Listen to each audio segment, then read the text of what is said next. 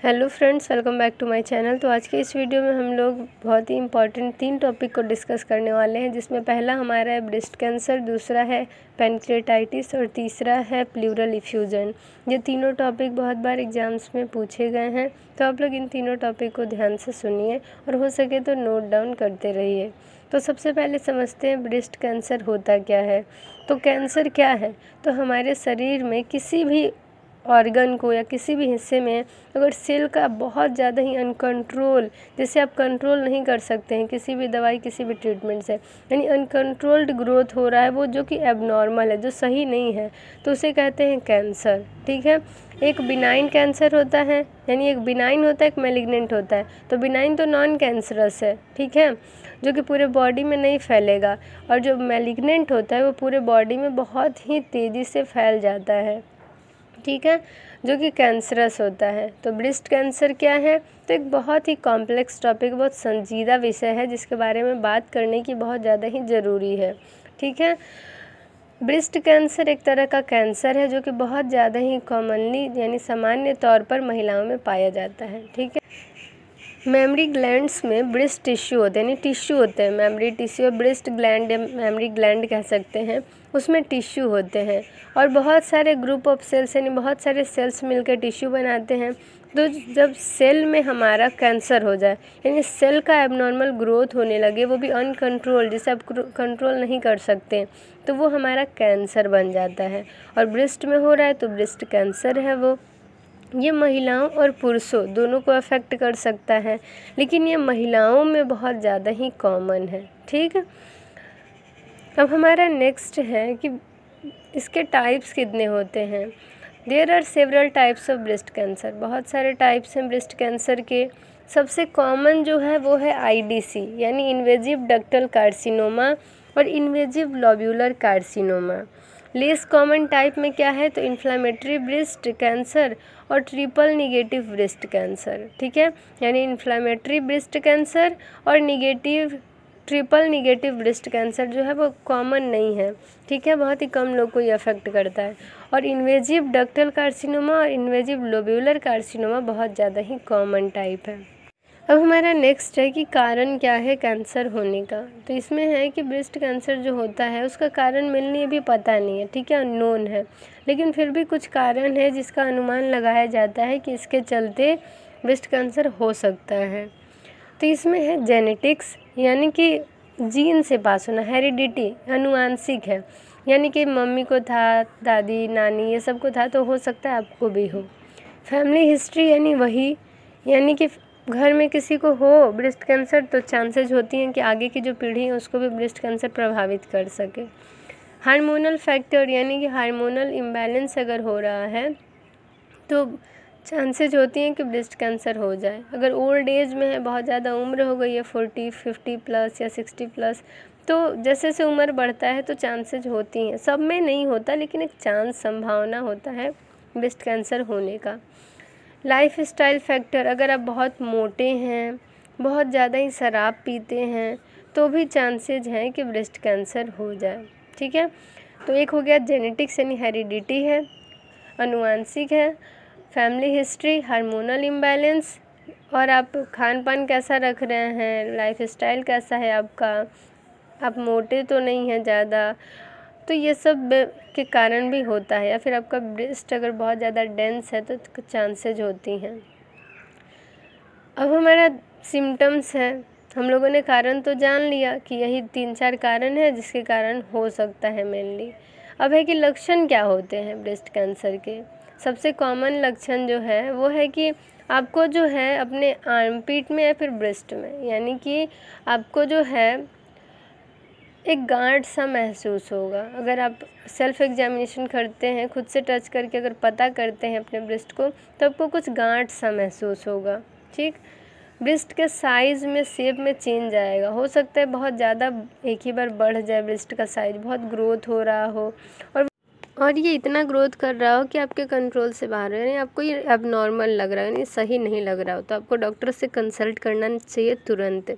ठीक है। तो ब्रेस्ट साइज में अगर कोई बदलाव आ रहा है, ब्रेस्ट के आकार में, तो आपको तुरंत जाके डॉक्टर को दिखाना है, ठीक है। निपल डिस्चार्ज हो रहा है, ठीक है, अगर ब्रेस्ट मिल्क, अगर आप चाइल्ड बर्थ हुआ है आपका, यानी बच्चे का जन्म हुआ है, तो उसके बाद तो लैक्टेशन यानी मिल्क प्रोडक्शन होना नॉर्मल है, ठीक है। लेकिन उसके अलावा भी अगर ऐसी नॉर्मली आपका कभी भी डिस्चार्ज हो रहा है तो वो एबनॉर्मल है। तो अब हमारा है लास्ट लक्षण, वो है skin changes on the breast, यानी कि स्किन का जो कलर है वहाँ पे वो चेंज हो सकता है। तो आप अभी याद करिए, फिर से रिपीट करिए क्या क्या लक्षण है। तो पहला, आपको गांठ सा महसूस होगा, आपको जो है अपने ब्रेस्ट के साइज़ में, शेप में बहुत ही बदलाव महसूस होगा, निपल से डिस्चार्ज हो सकता है, जो पस भी हो सकता है, फ्लूइड भी हो सकता है। आपका जो है स्किन का वहाँ का जो कलर है वो भी चेंज होने लगेगा। हो सकता है कि आपका जो निप्पल है वो अंदर की तरफ घुस जाए, ठीक है, अंदर की तरह हो जाए। तो वो क्या होता है कि ये सारे चेंजेज हैं। ब्रेस्ट में आपको दर्द सा महसूस हो, आपको जो है छूने में बहुत ही डिस्कम्फर्ट लगे, तो ये सब आपको लक्षण अगर हो रहा है तो आपको तुरंत डॉक्टर से कंसल्ट करना चाहिए। अब है कि क्या क्या हम लोग जांचें करवाएंगे, यानी डायग्नोसिस कैसे करना है कि किसी भी महिला को ब्रेस्ट कैंसर हो रखा है। क्योंकि ऐसे तो ब्रेस्ट में पेन होना मेंसेस के टाइम, यानी मेंस्ट्रुएशन के टाइम, वो सब नॉर्मल है। यानी पीरियड्स के टाइम अगर ब्रेस्ट में पेन हो रहा है तो वो सबको होता है थोड़ा बहुत, वो नॉर्मल है। लेकिन एबनॉर्मल कब है, जब वो हमेशा हो रहा है, पूरे महीने पूरे साल हो रहा है और आपको गांठ सा महसूस हो रहा है, आपको दर्द हो रहा है, डिस्कम्फर्ट लग रहा है, एकदम से साइज़ बढ़ते जा रहा है, तो आपको दिखाने की ज़रूरत है। इसमें है कि सबसे पहले फिजिकल एग्जामिनेशन करते हैं, और जो लड़कियां हैं और जो महिलाएं हैं उनके लिए अलग अलग जांच है। जैसे कि जिनकी उम्र कम है, ठीक है, जिनकी शादी नहीं हो रखी है, उम्र कम है, यानी समझिए तो एक अप्रॉक्स निकालें तो अगर 30-35 से अगर उम्र कम है, मेनली 30 से कम है, तो ज़्यादा प्रेफर किया जाता है कि यूएससी कराया जाए, ठीक है। यूएससी यानी अल्ट्रासाउंड कराया जाता है जिसमें रेडिएशन नहीं होता, ठीक। और अगर ओल्ड एज में है तो ओल्ड एज वालों के लिए क्या करवाया जाता है, तो मेमोग्राफी करवाया जाता है, यानी कि ब्रेस्ट का एक्सरे लिया जाएगा, ब्रेस्ट का और एक्जिला का। तो हमने समझ लिया कि सबसे पहले हमें फिजिकल एग्जामिनेशन करना होगा, फिर है कि मेमोग्राफी करवा सकते हैं, अल्ट्रासाउंड करवा सकते हैं, एमआरआई करवा सकते हैं और बायोप्सी करवा सकते हैं। बायोप्सी को सबसे बेस्ट माना जाता है ये कंफर्म करने के लिए कि कैंसर है या नहीं है, या फिर ये क्या है, ठीक है। तो बायोप्सी सबसे सही है। एमआरआई से भी पता कर सकते हैं कि कितना वो फैल चुका है, कहाँ कहाँ अपना प्रभाव बनाया है, ठीक है। और है कि मेमोग्राफी जो है एडल्ट्स में नहीं करते हैं, मेनली वो ओल्ड एज वाले पेशेंट में करते हैं। जो भी एडल्ट हैं, जो भी एकदम यंग एज में हैं, तो उनके लिए क्या करते हैं, अल्ट्रासाउंड करवाते हैं, ठीक है। तो ये सारी कुछ जांचें हैं जो कि ब्रेस्ट कैंसर को कंफर्म करने के लिए करवाई जाती हैं, या ऐसे ही पता किया जाता है ये सारी जांच करा के कि कुछ एबनॉर्मलिटीज़ तो नहीं है फीमेल के ब्रेस्ट में। अब हम लोग समझते हैं स्टेजिंग। तो अगर आपको पता लग जाए कि किसी को ब्रेस्ट कैंसर हो रखा है, तो अब हमें पता करना होता है कि वो कितना अपना प्रभाव फैलाया है, यानी कि वो शरीर के किस किस हिस्से में फैला है, ठीक है। तो अब ये कैसे पता करते हैं, तो इसके लिए होता है स्टेजिंग, ठीक है। Staging helps guide treatment decision, यानी कि जितने स्टेज में होता है, यानी स्टेज 0 है, स्टेज 1 है, स्टेज 2 है, स्टेज 3 है, स्टेज 4 है। स्टेज 4 सबसे एडवांस है, ठीक है। और स्टेज 0 जो है उसमें है कि वो फैला ही नहीं है, ठीक है। तो इसके अकॉर्डिंग, यानी स्टेज जैसा होता है उसके अनुसार मरीज़ को ट्रीटमेंट दिया जाता है। स्टेज 1 और स्टेज 2 है तो सर्जरी करके और हम लोग ब्रेस्ट को निकाल सकते हैं। और क्या है कि आपको जो है जहाँ जहाँ लिम्फ नोड्स में भी फैल गए हैं तो एक्सिलरी लिम्फ नोड्स निकाल दिए जाते हैं, ठीक है। तो इस तरीके से मैनेजमेंट कर सकते हैं। और अगर आपका स्टेज 3 स्टेज 4 है तो इसके लिए कीमो, रेडियोथेरेपी, हार्मोनल थेरेपी, जिसे आप बहुत सारे अलग अलग नामों से भी जानते हैं, तो ये सारी ट्रीटमेंट दिए जाते हैं मरीज को, ठीक है। तो मेनली कैंसर के भी स्टेज होते हैं। तो मैंने बताया कि स्टेज 0 से लेकर स्टेज 4 तक स्टेज होता है, और स्टेज 4 सबसे एडवांस होता है और वो शरीर के बहुत सारे हिस्सों में फैल चुका होता है। अब है कि ट्रीटमेंट ऑप्शन में क्या क्या है, तो डिपेंड करता है कि ब्रेस्ट कैंसर का स्टेज कौन सा है और किस तरह का ब्रेस्ट कैंसर है, ठीक है। जो सबसे सामान्य इलाज है वो है सर्जरी करना होता है। अगर छोटा बस गांठ है तो लंपेक्टमी कर देंगे या फिर मास्टेक्टमी। और इसके भी और तरह तरह के होते हैं, जैसे कंजर्वेटिव सर्जरी हो गई, मास्टेक्टमी यानी सिंपल मास्टेक्टमी, टोटल मास्टेक्टमी होता है, मॉडिफाइड रेडिकल मास्टेक्टमी होता है। तो एमआरएम सबसे कॉमन है आजकल के टाइम में, यानी मॉडिफाइड रेडिकल मास्टेक्टमी जो ऑपरेशन है वो सबसे कॉमन है आज के टाइम में।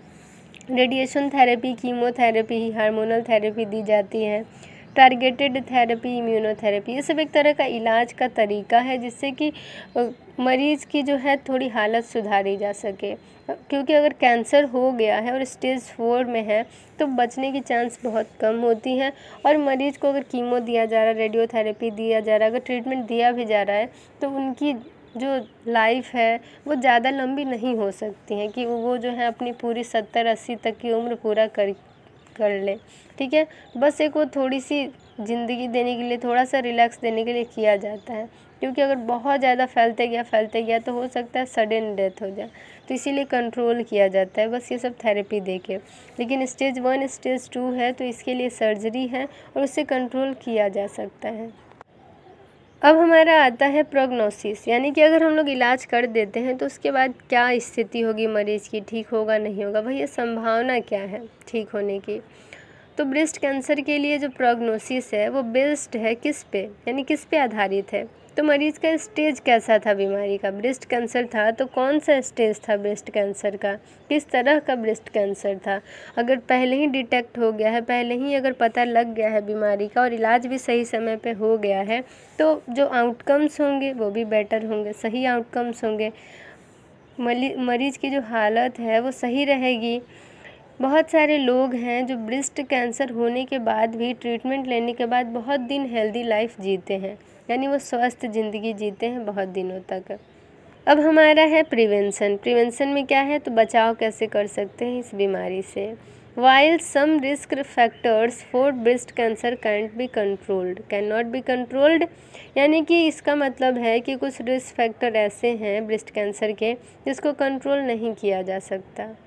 Lifestyle choices like maintaining a healthy weight, limited alcohol consumption and regular exercise can help reduce the risk। अगर आप हमेशा एक्सरसाइज करते रहेंगे, अपने लाइफ स्टाइल को सही रखेंगे, सही खाना खाएंगे, अपना वज़न कंट्रोल में रखेंगे और आप शराब नहीं पिएंगे, और शराब अगर आप पीते भी हैं तो बहुत कम अमाउंट में लें ताकि वो आपको बस हेल्दी रखने के लिए हो। तो ये सारी चीज़ें अगर आप करते हैं तो बहुत कम रिस्क होता है ब्रेस्ट कैंसर होने का। कुछ ऐसे रिस्क हैं जैसे कि हेरिडिटी है, फैमिली हिस्ट्री है, तो उसको कैसे आप कंट्रोल कर सकते हैं, वो तो आपके हाथ में नहीं है। तो जिस चीज़ को कंट्रोल कर सकते हैं आप बस उस चीज़ को करिए। रेगुलर अपना सेल्फ ब्रेस्ट एग्जामिनेशन करिए। अगर आपका जो है पीरियड्स का टाइम चल रहा है, मासिक धर्म का समय है, तो उस टाइम तो पेन होना नॉर्मल है, थोड़ा बहुत दर्द होता है सबको, तो उस टाइम आप अपना एग्जामिनेशन करिए। और एग्जामिनेशन करने के भी तरीके हैं, यूट्यूब पे बहुत सारे वीडियोज़ अपलोडेड हैं जिससे कि आप सीख सकते हैं कि अपना सेल्फ एग्जामिनेशन कैसे करें। सेल्फ एग्जामिनेशन आपको खुद से ही अपने ब्रेस्ट का एग्जामिनेशन करते रहना है, और अगर कोई आपको उसमें चेंजेस दिख रही हैं, कोई गांठ दिख रहा है जो कि सही नहीं है, आपको थोड़ा दिक्कत होता है उससे, तो आप तुरंत जो है डॉक्टर से कंसल्ट करिए। और अगर सेल्फ एग्जामिनेशन के बाद अगर आपको सही में बहुत ज़्यादा दिक्कत लग रहा है कि कुछ मुझे हो रहा है, तो आप जाइए डॉक्टर के पास। अगर वो आपको मैमोग्राफी या मैमोग्राम करने को कहते हैं तो आप वो जांच करवाइए और रिपोर्ट लाके दिखाइए, जिससे कि जल्दी पता लग सके, अर्ली डिटेक्शन हो सके और जल्दी से ट्रीटमेंट भी हो सके। ठीक है, और अगर आपको इस टॉपिक से कुछ भी क्वेश्चन पूछना हो, कुछ भी दिक्कत हो, तो आप कमेंट सेक्शन में कमेंट ज़रूर करिए। तो चलिए अब हम लोग अपने दूसरे टॉपिक की तरफ बढ़ते हैं, और वो है हमारा पैनक्रिएटाइटिस। पैनक्रिएटाइटिस क्या है, तो ये एक तरह का मेडिकल कंडीशन है, एक बीमारी है पैनक्रियाज से जुड़ी, जिसमें पैनक्रियाज में इन्फ्लेमेशन हो जाता है। तो आगे के और सारे स्लाइड में हम लोग पैनक्रिएटाइटिस को डिटेल में पढ़ेंगे। तो सबसे पहले समझते हैं पैनक्रियाज होता क्या है। तो पैनक्रियाज क्या है, तो एक बहुत ही ज़रूरी ऑर्गन है हमारे शरीर का, जो कि हमारे शरीर के किस साइड में होता है, तो लेफ़्ट साइड में होता है, यानी लेफ़्ट हाइपोकॉन्ड्रिक रीजन में, या कह सकते हैं लेफ़्ट अपर क्वाड्रेंट रीजन में होता है। यहाँ तक आप समझ गए। ये जो है पेट के यानी स्टमक के पीछे स्थित होता है और एक तरह का ये वाइटल ऑर्गन है। बहुत ही इम्पॉर्टेंट भूमिका निभाता है, बहुत ही महत्वपूर्ण भूमिका निभाता है। कैसे निभाता है? तो ये कुछ एंजाइम्स को प्रोड्यूस करता है जो कि खाने को पचाने में, खाने को तोड़ने में मदद करता है। कुछ हार्मोन्स सिक्रीट करता है, हार्मोन जिसमें इंसुलिन, ग्लूकागोन, सोमेटोस्टेनिन होते हैं, जो कि हमारे शरीर में ब्लड शुगर लेवल को रेगुलेट करते हैं, यानी शुगर लेवल को, ग्लूकोज लेवल को मेंटेन करते हैं।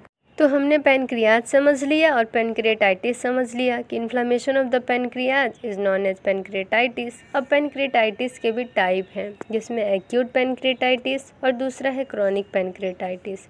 एक्यूट पैनक्रियाटाइटिस क्या होगा, यानी एक्यूट क्या है, यानी कम समय के लिए होगा और अचानक से होगा और बहुत ही सीरियस होगा, ठीक है, यानी sudden and severe inflammation of the pancreas. ये किसके कारण होता है मेनली? तो मेनली अगर पित्त की थैली में, पित्ताशय में पथरी हो गई, यानी गॉल स्टोन हो गया, तो आपको चांस होता है कि पैनक्रियाटाइटिस हो जाए। दूसरा है कि अगर बहुत ज़्यादा आप शराब पीते हैं तब हो सकता है, यानी एक शराब, दूसरा गॉल स्टोन मेन कारण है। फिर लक्षण क्या आएंगे? तो आपको बहुत तेज़ पेट में दर्द होगा, उल्टी सा महसूस होगा, या हो सकता है उल्टी भी हो, बुखार आएगा, कपकपाहट होगा। अब नेक्स्ट है हमारा क्रॉनिक पैनक्रियाटाइटिस। क्रॉनिक का मतलब होता है लंबे समय से चली आ रही बीमारी और लंबे समय तक है, ठीक है, यानी क्रॉनिक है। Long term inflammation of the pancreas, लंबे समय से अगर पैनक्रियाज में इन्फ्लामेशन है तो उसे क्रॉनिक पैनक्रियाटाइटिस कहते हैं। It can result from repeated episodes of acute pancreatitis और other factors like long term alcohol abuse. इसमें क्या होता है आपका कि अगर एक्यूट पैनक्रियाटाइटिस बार बार हो रहा है, वो क्यों हो रहा है? क्योंकि आप सही से इलाज नहीं लिए, या फिर आप अपने प्रॉपर जो भी आपको ट्रीटमेंट दिया गया था, आप उसको बीच में छोड़ दे रहे हैं। आपको थोड़ा आराम हो रहा है, पूरा मेडिकेशन नहीं ले रहे हैं, पूरी तरह से दवाई नहीं ले रहे हैं, या फिर आप इलाज ही नहीं करवा रहे हैं, तो वही क्रॉनिक पैनक्रियाटाइटिस बन जाएगा। यानी एक्यूट पैनक्रियाटाइटिस का इलाज नहीं होना और उसे बार बार होना, तो वो क्या कॉज कर सकता है? Chronic pancreatitis. दूसरा फैक्टर क्या है कि बहुत लंबे समय से अगर आप शराबी बन रहे हैं, खूब शराब पी रहे हैं, नशे में धुत रह रहे हैं, तो आपका तो लीवर तो डैमेज होगा ही, पैनक्रियाज भी डैमेज होगा। जो हमारा क्रॉनिक पैनक्रियाटाइटिस है वो ऑर्गन्स का परमानेंट डैमेज करवा सकता है, हमेशा के लिए आपका जो अंग है वो खराब हो सकता है। तो हमने समझ लिया कि क्रॉनिक पैनक्रियाटाइटिस होने का कारण क्या है। अब हम लोग समझते हैं कि लक्षण क्या आएंगे। हो सकता है आपका जो ऑर्गन है वो हमेशा के लिए डैमेज हो जाए, आपके पेट में बहुत तेज़ दर्द होगा और कोई भी न्यूट्रिएंट आपके शरीर में ऑब्जर्व नहीं होगा, क्योंकि डाइजेशन में मदद करवाता था पैनक्रियाज, अब वो कर नहीं पा रहा काम, तो आपका वज़न भी कम हो सकता है क्योंकि खाना शरीर में लगेगा ही नहीं। हो सकता है शुगर हो जाए, डायबिटीज़ हो जाए मरीज को। वो क्यों? क्योंकि पैनक्रियाज का एक और काम था शुगर लेवल को मेंटेन करना।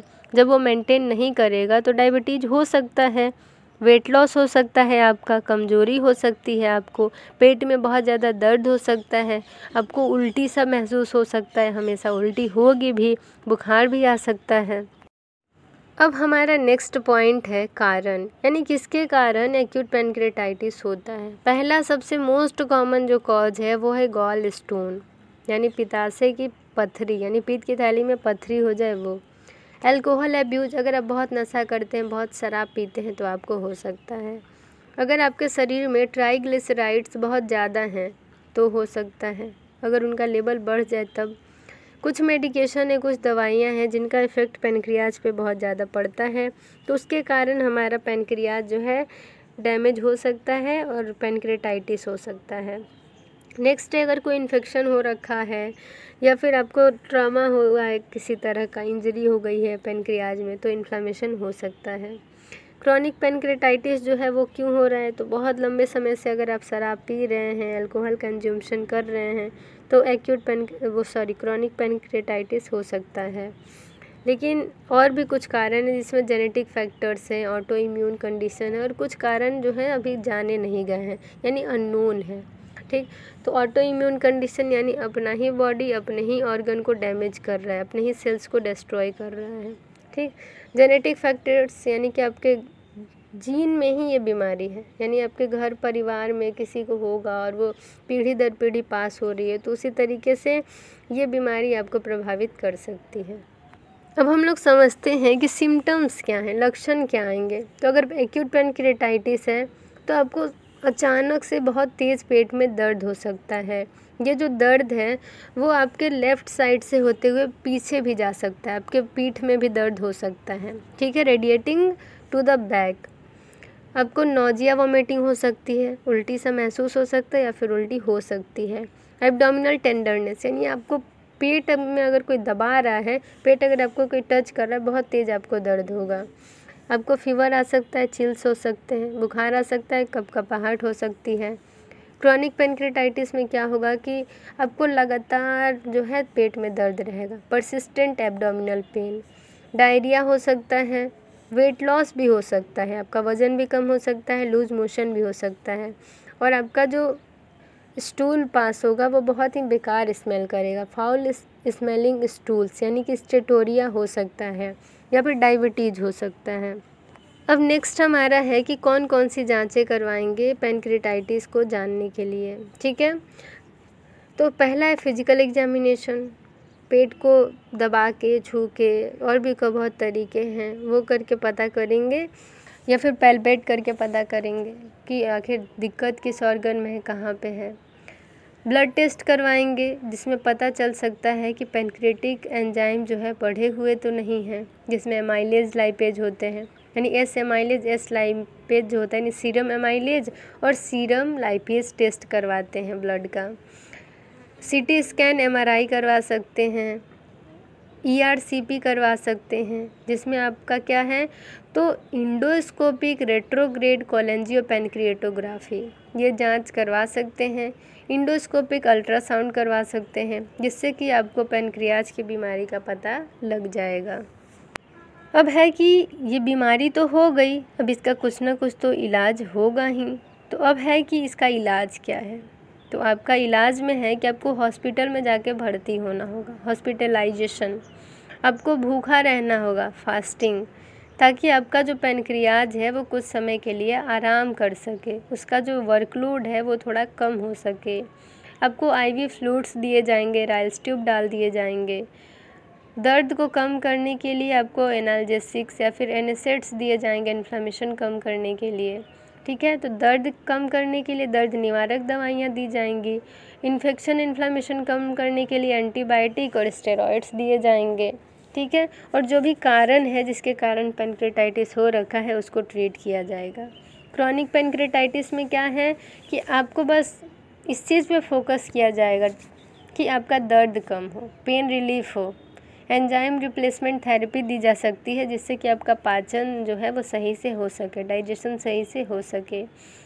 फिर है कि डाइट आपका चेंज करवाया जाएगा, खान पान, रहन सहन, लो फैट डाइट, यानी कि आपको खूब मसालेदार और खूब तला भुना खाना नहीं खाना है, बाहर की चीज़ें नहीं खानी होंगी। और जो कॉम्प्लिकेशन थे इस बीमारी से वो था डायबिटीज़, उसको भी मैनेज किया जाएगा। अब है कॉम्प्लिकेशन। तो कॉम्प्लिकेशन में है कि अगर ये बीमारी ट्रीट नहीं की जा रही तो कौन कौन सी दिक्कत हो सकती है। तो पहला है पैनक्रियाटिक सीडोसिस्ट, पैनक्रियाज में सिस्ट हो सकता है, फॉल्स सिस्ट, इन्फेक्शन हो सकता है, ब्लीडिंग हो सकता है। सबसे मेन कॉम्प्लिकेशन डायबिटीज़ यानी मधुमेह, शुगर की दिक्कत हो सकती है। तो इन्फेक्शन, ब्लीडिंग, पैनक्रियाटिक सीडोसिस्ट, डायबिटीज़, ठीक है, ये सारे कारण हैं, ये सारे कॉम्प्लिकेशन हो सकते हैं। अब नेक्स्ट है प्रिवेंशन, इस बीमारी से कैसे बचाव कर सकते हैं। सबसे पहले आपको शराब नहीं पीना है, शराब कम से कम पीजिए। अगर आपको आदत भी है तो एकदम छोड़ ही दीजिए, क्या ही पीना, एकदम छोड़ दीजिए। पित्त की थैली में पथरी है, यानी पित्ताशय में पथरी है, गॉल स्टोन हो रखा है, तो आपको उसकी सर्जरी करवानी है और उसे अपने शरीर से बाहर कर देना है, ठीक है, यानी गॉल स्टोन को मैनेज करना है। अगर आपके शरीर में ट्राइग्लिसराइड का लेवल बढ़ गया है तो उसे भी ठीक करना है, ठीक है। क्रॉनिक पैनक्रेटाइटिस को ठीक करने के लिए है कि जो भी कारण है जिसके कारण पैनक्रेटाइटिस हो रहा है उसे कंट्रोल किया जाए, शराब को बंद किया जाए, एकदम शराब को पीना ही नहीं है, छूना ही नहीं है।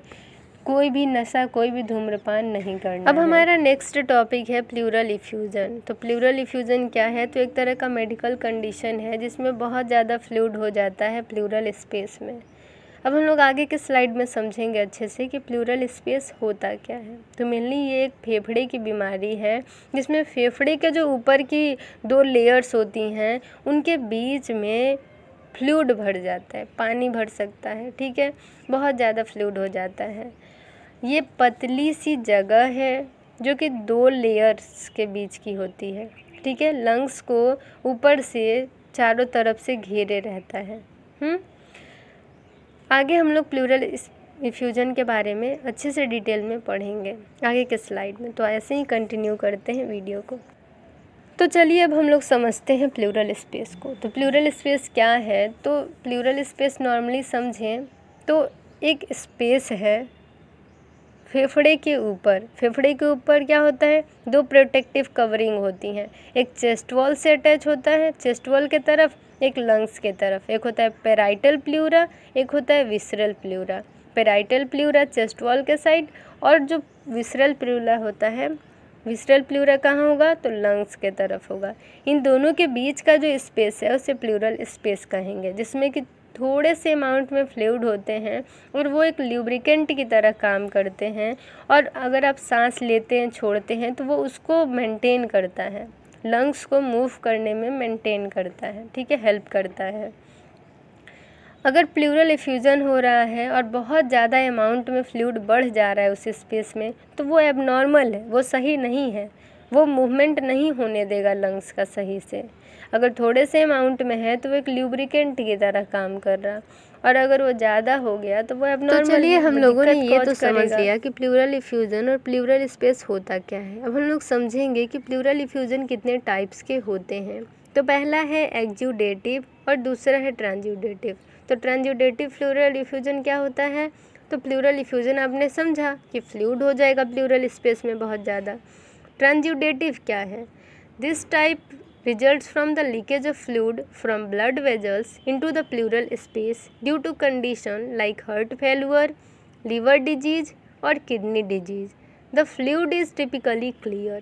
यानी ट्रांजुडेटिव का मतलब है कि जो आपके ब्लड वेजल्स हैं प्लूरल स्पेस में वो लीक करेंगे, किसी भी कारणवश उससे रिसाव हो सकता है और वो फ्लूइड धीरे धीरे ब्लड वेजल्स से निकल के वो आपके प्लूरल स्पेस में इकट्ठा होने लगेंगे। ये कंडीशन कैसे होगी? तो अगर आपका हृदय फेल हो चुका है, हार्ट जो है काम करना बंद कर चुका है, हार्ट फेलुअर हो गया है, या फिर लीवर की कोई बीमारी हो चुकी है सीरियस वाली, या फिर आपको कोई किडनी की डिजीज हो रखी है यानी वृक्क की दिक्कत हो चुकी है वो भी सीरियस वाली, तो इस कंडीशन में आपके ब्लड वेजल से लीकेज हो सकता है और जो फ्लूइड उसमें से निकलेगा और प्लूरल स्पेस में इकट्ठा होगा वो प्लूरल इफ्यूज़न कॉज करेगा और इसका जो फ्लूइड होता है वो एकदम क्लियर पानी की तरह होगा। तो ये कैसा है? तो ये ट्रांजुडेटिव प्लूरल इफ्यूज़न है। अब हमारा जो दूसरा टाइप है वो है एक्जुडेटिव प्लूरल इफ्यूज़न। एक्जुडेटिव प्लूरल इफ्यूज़न में क्या होता है कि ये मेनली प्लूरा के इन्फ्लेमेशन या डैमेज के कारण होता है। अगर आपकी प्लूरा डैमेज हो चुकी है या फिर उसमें इन्फ्लेमेशन हो चुका है तो इसके कारण ये दिक्कत होगी। इसमें जो फ्लूइड निकलेगा, जो फ्लूइड रिलीज होगा वो प्रोटीन से रिच होगा, यानी उस फ्लूइड में प्रोटीन भी होगा और कुछ और भी सब्सटेंसेज ऐड होंगे। ये मेनली क्यों होता है? तो इन्फेक्शन है अगर किसी को, या फिर कैंसर है, उसमें लंग कैंसर भी हो सकता है, या फिर जो दूसरे कैंसर है शरीर में वो भी हो सकते हैं। लंग का डिजीज़ यानी कि फेफड़े की कोई बीमारी हो सकती है, या फिर लंग का कैंसर हो सकता है, ब्रेस्ट कैंसर हो सकता है, पैनक्रियाटिक कैंसर, आपका liver cancer, GB cancer, lung cancer, बहुत सारे कैंसर हैं तो वो भी प्रभावित कर सकते हैं प्लूरा को। इसमें जो फ्लूइड निकलते हैं वो तो मैंने आपको बताया कि उस फ्लूइड में प्रोटीन भी होंगे, वो गाढ़ा भी होगा और उसमें कुछ और भी सब्सटेंसेज हो सकते हैं। तो ये हमारा एक्जुडेटिव प्लूरल इफ्यूज़न है। अब हम लोग समझेंगे कि किस कारण आखिर ये प्लूरल इफ्यूज़न हो रहा है। तो बहुत सारी स्थिति हैं प्लूरल इफ्यूज़न होने की, जिसमें CHF है, कॉन्जेस्टिव हार्ट फेलुअर है, न्यूमोनिया है, कुछ लंग के इन्फेक्शन है, जिसमें TB ट्यूबरक्यूलोसिस के कारण हो सकता है, न्यूमोनिया के कारण हो सकता है, और कुछ कैंसर हैं जिसमें लंग कैंसर, ब्रेस्ट कैंसर है। पुलमनरी एम्बोलिज्म है। एम्बोलिज्म क्या होता है कि कहीं पे कुछ ऑब्स्ट्रक्शन है, ब्लड क्लॉट्स हैं, वो आपका जो है एक जगह से दूसरे जगह आके ब्लॉकेज कर रहा है, तो वो अगर पुलमनरी ब्लड वेजल्स में, पुलमनरी वेन या आर्टरी में आके ब्लॉकेज कर रहा है तो एम्बोलिज्म कर रहा है। तो पुलमनरी एम्बोलिज्म यही है हमारा। और सिरोसिस क्या होता है, तो अगर लीवर में सिरोसिस हो गया, अगर बहुत समय से आप शराब पी रहे हैं, नशा कर रहे हैं, तो लीवर के जो टिश्यू एकदम डैमेज हो जाएंगे, वो काम करना बंद कर देगा, तो वो तो एक अलग ही कंडीशन है। किडनी डिजीज़, तो इसमें जो लीवर, किडनी, जो लंग है, जो आपका हार्ट है, सब बेकार हो चुके हैं, समझिए सब बेकार हो गए। तो प्लूरा कहाँ से बचा, वो भी बेकार हो गया, उसमें भी इफ्यूज़न होने लगा, फ्लूइड सिक्रेशन हो गया, फ्लूइड एक्यूमुलेशन यानी फ्लूइड जमा हो गया। ठीक है, तो ये सारे कारण हैं जिसमें आप याद कर सकते हैं न्यूमोनिया, टीबी, लंग का डिजीज़, फिर आपका heart failure, liver disease, cirrhosis, kidney disease. ठीक है, इतनी सारी चीज़ों को याद रखिए, और कैंसर, इन्फेक्शन किसी तरह का, ये सब। अब हम लोग देखेंगे कि इस बीमारी के चलते कौन कौन से लक्षण होंगे। तो लक्षण में क्या है आपका, तो आपका है कि सबसे पहले तो आपको सांस लेने में दिक्कत होगी। ये भी हो सकता है कि आपके छाती में बहुत ज़्यादा दर्द हो सकता है और आपको बहुत एकदम डीप ब्रीथ करना हो रहा हो, यानी कि आप सही से नॉर्मल सांस नहीं ले रहे हैं, तो आप कोशिश करेंगे खूब ज़ोर से सांस लें ताकि थोड़ा सा आपको अच्छा महसूस हो। ठीक है, तो अगर आप बहुत डीप ब्रीथ करते हैं, ज़ोर से सांस लेते हैं, या फिर आपको खांसी होती है, तो उस टाइम में आपको छाती में यानी चेस्ट में दर्द हो सकता है, आपको कफ आ सकते हैं, बलगम आ सकते हैं, बुखार आ सकता है, कपकपाहट हो सकती है, आपके हार्ट रेट में चेंजेस हो सकता है, टाइकीपीनिया, टाइकीकार्डिया हो सकता है। ठीक है, बहुत सारी चीज़ें और भी हैं, लेकिन मेनली है कि सांस लेने में दिक्कत हो सकता है, चेस्ट में पेन हो सकता है, शोल्डर में भी पेन हो सकता है, आपको जो है कफ आ सकता है, हीमोटाइसिस यानी बलगम आ सकता है, और आपको जो स्प्यूटम में ब्लड भी आ सकते हैं, बुखार आ सकता है, टाइकीपीनिया, टाइकीकार्डिया हो सकता है, हाइपोटेंशन हो सकता है, यानी आपका जो रक्तचाप है, ब्लड प्रेशर कम हो सकता है, रेस्पिरेशन रेट बढ़ सकता है, हार्ट रेट यानी पल्स रेट बढ़ सकता है, बुखार आ सकता है, उल्टी जैसा महसूस हो सकता है। अब हमारा नेक्स्ट है डायग्नोसिस, यानी कैसे पता करेंगे कि किसी को प्लूरल इफ्यूज़न हो रखा है। तो सबसे पहले आपको करवाना है फिजिकल एग्जामिनेशन, यानी अगर आप डॉक्टर के पास जाते हैं तो वो आपको अस्कल्टेट करके, आपको टच करके, यानी वहाँ का चेक करेंगे, मेनली एग्जामिनेशन करेंगे। फिजिकल एग्जामिनेशन यानी सामने से बिना कोई एक्सरे, बिना सीटी, बिना कोई रेडिएशन के, बिना कोई दवाई के आपको चेक किया जाएगा। ठीक है, हाथ से चेक कर सकते हैं या फिर स्टेथोस्कोप से चेक कर सकते हैं। ठीक, नेक्स्ट है चेस्ट एक्सरे करवाएंगे, सीटी स्कैन करवा सकते हैं, अल्ट्रासाउंड करवा सकते हैं प्लूरल स्पेस को अच्छे से देखने के लिए। फ्लूइड का एनालिसिस करवा सकते हैं, जिसमें थोरासेंटेसिस एक प्रोसेस है जिसमें कि एक निडिल के थ्रू प्लूरल फ्लूइड को सैंपल के लिए निकाला जाता है। निडिल घुसेड़े, जहाँ पे आपका प्लूरल फ्लूइड लग रहा है वहाँ पे निडिल डालना है, फ्लूइड आएगा, उसे सैंपल के लिए भेजना है जांच के लिए कि आखिर ये किस कारण हो रहा है और किस तरह का इफ्यूजन है, ट्रांसजुडेटिव है या कि एक्जुडेटिव है। ट्रांसजुडेटिव क्यों होता है, तो किडनी, हार्ट, लीवर के बीमारी के कारण, और जो आपका एक्जुडेटिव है वो मेनली किस कारण होता है, तो इन्फेक्शन के कारण, कैंसर के कारण हो सकता है, या फिर लंग की कोई डिजीज़ है उसके कारण। ठीक है, अब हमारा नेक्स्ट है ट्रीटमेंट, यानी कि ट्रीटमेंट क्या है इस बीमारी के लिए। तो ट्रीटमेंट डिपेंड करता है, नहीं इलाज किस पे निर्भर करेगा, तो किस कारण प्लूरल इफ्यूज़न हुआ है और किस तरह का प्लूरल इफ्यूज़न हुआ है। ठीक है, इसमें जो प्राइमरी कंडीशन है, यानी जो पहला कारण है देखें तो वो न्यूमोनिया हो सकता है, टीबी हो सकता है, या फिर हार्ट फेल्यूर हो सकता है। ठीक है, इसके लिए क्या करेंगे कि जो भी एक्सेस फ्लूइड है उसे थोरासेंटेसिस से, यानी एक निडिल वहाँ इंसर्ट करके या फिर चेस्ट ट्यूब डाल के निकाल सकते हैं। ठीक है, यानी जो भी एक्स्ट्रा फ्लूइड है उसमें जो भी फ्लूइड जमा हो गया है उसे निडिल डाल के निकाल देंगे, या फिर ड्रेन डालते हैं, चेस्ट ट्यूब जो है वो डाल देंगे। ठीक है, उसके थ्रू ड्रेन कर देंगे। तो तरीका याद रखिए, चेस्ट ट्यूब इंसर्शन या फिर थोरासेंटेसिस की मदद से। सर्जिकल इंटरवेंशन यानी सर्जरी की भी ज़रूरत पड़ सकती है, वो डिपेंड करता है कि स्थिति कैसी है। डायूरेटिक्स दे सकते हैं ताकि शरीर में फ्लूइड बैलेंस रहे और हार्ट फेल्यूर जिसको हो रखा है तो उसके शरीर में और भी फ्लूइड ना बने। ठीक है, तो फ्लूइड लॉस करवाने के लिए क्या करेंगे, तो डायूरेटिक्स देंगे। प्लूरल इफ्यूज़न अगर इन्फेक्शन के कारण हो रखा है तो एंटीबायोटिक्स दे सकते हैं हम लोग। और कुछ केसेस में प्लूरोडेसिस किया जाता है। तो प्लूरोडेसिस में क्या होता है कि ऐसी प्रक्रिया है जिसमें जो प्लूरल लेयर्स यानी पेराइटल और विसरल जो दोनों लेयर्स हैं उनको एक साथ फ्यूज कर दिया जाता है। ठीक है, तो उसे कहते हैं प्लूरोडेसिस, यानी प्लूरल लेयर को फ्यूज कर दिया जाएगा।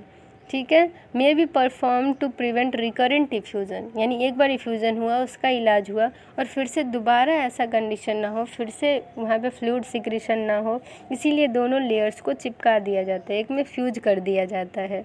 तो ये है प्लूरोडेसिस। एक है थोरासेंटेसिस, चेस्ट ट्यूब इंसर्शन। ठीक है, डायूरेटिक्स दे सकते हैं, इन्फेक्शन है तो एंटीबायोटिक्स दे सकते हैं, इन्फ्लामेशन है तो नॉन स्टेरॉयडल ड्रग्स दे सकते हैं, non steroidal anti inflammatory drugs यानी एनएसएड्स दे सकते हैं। ठीक है, अब हम लोग समझेंगे कि प्रोग्नोसिस क्या है, अगर इलाज होता है तो ये बीमारी कितने हद तक ठीक हो जाएगी। तो प्लूरल इफ्यूज़न डिपेंड करता है, किस पे डिपेंड करेगा प्लूरल इफ्यूज़न का इलाज और उसका प्रोग्नोसिस।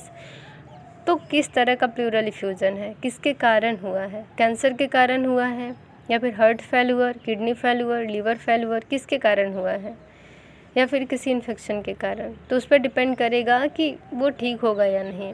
लेकिन ज़्यादातर केसेस में देखा जाता है कि अगर इलाज सही से हुआ है तो मरीज़ भी सही स्थिति में आ जाता है और वो ठीक हो जाता है। अब नेक्स्ट है हमारा कॉम्प्लिकेशन। अगर ये बीमारी ट्रीट नहीं होती है, सही से इलाज नहीं होता है तो क्या दिक्कत हो सकती है। अगर इस बीमारी को सही से इलाज ना करवाया जाए और ये बार बार हो जा रहा है तो ये बहुत तरह की कॉम्प्लिकेशन कर सकता है, जिसमें आपका लंग जो है कोलैप्स कर सकता है, सांस लेने में बहुत ज़्यादा दिक्कत हो सकती है, रेस्पिरेटरी डिस्ट्रेस हो सकता है, न्यूमोनिया हो सकता है। तो pneumonia, lung collapse, respiratory distress, ये सब कॉम्प्लिकेशन हो सकते हैं। प्लूरल इफ्यूज़न क्या है, तो एक तरह का कंडीशन है जिसमें बहुत तरह के लक्षण आपको दिखेंगे और इसको सही से पहचानना, सही से इसका डायग्नोसिस करना और सही टाइम पे इसका इलाज करना बहुत ज़्यादा ही ज़रूरी है। तो अब ये वीडियो बहुत लंबी हो चुकी है, लेकिन ये तीनों इम्पॉर्टेंट टॉपिक है तो आप लोग इसे अच्छे से पढ़ लीजिएगा। और अगर कहीं पे कुछ कन्फ्यूजन हो तो आप कमेंट सेक्शन में कमेंट कर सकते हैं। तो thank you for watching my video. मिलते हैं नेक्स्ट वीडियो में एक नए टॉपिक के साथ। तो ऐसे ही चैनल से जुड़े रहिए और अपना प्यार और सपोर्ट बनाए रखिए। और अगर आपको किसी भी टॉपिक पे वीडियो चाहिए तो आप कमेंट सेक्शन में कमेंट कर सकते हैं। और अगर आप चैनल पे नए हैं तो चैनल को सब्सक्राइब कर दीजिए, बेल आइकन को प्रेस कर दीजिए ताकि आपको सारी लेटेस्ट वीडियो की अपडेट्स मिलती रहे। तो thank you, bye, take care.